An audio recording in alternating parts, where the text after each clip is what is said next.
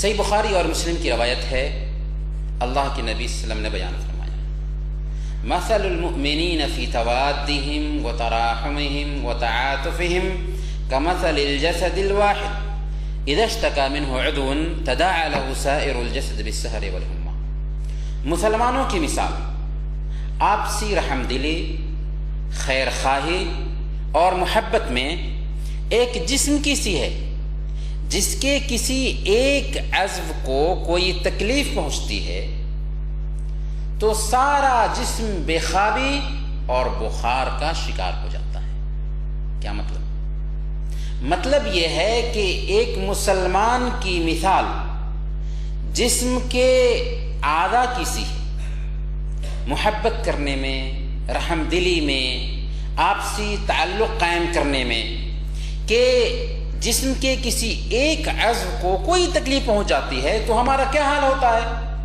ایک عضو بیمار ہے لیکن سارے اعضاء بیمار ہو جاتے ہیں، سارے اعضاء اس سے متاثر ہوتے ہیں۔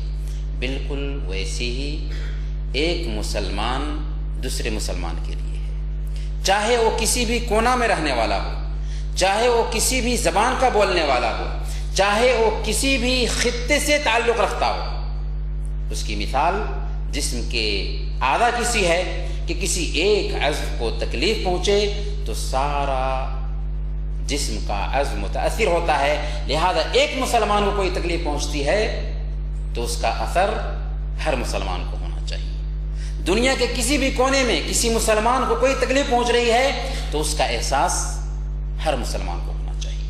ایک دوسری مثال اللہ کے نبی صلی اللہ علیہ وسلم نے بیان فرمایا، المؤمن للمؤمن کالبنیان یشد بعضہ بعضا وشبک بین اصابعہ، کہ مومن دوسرے مومن کے لیے عمارت کسی ہے، جس کی ایک اینٹ دوسری اینٹ کو تقویت پہنچاتی ہے، ایک اینٹ دوسری اینٹ کو طاقت پہنچاتی ہے۔ پھر اللہ کے نبی صلی اللہ علیہ وسلم نے اپنی انگلیوں کو باہم ملایا بتانے کے لیے کہ مومن کی مثال یوں ہے۔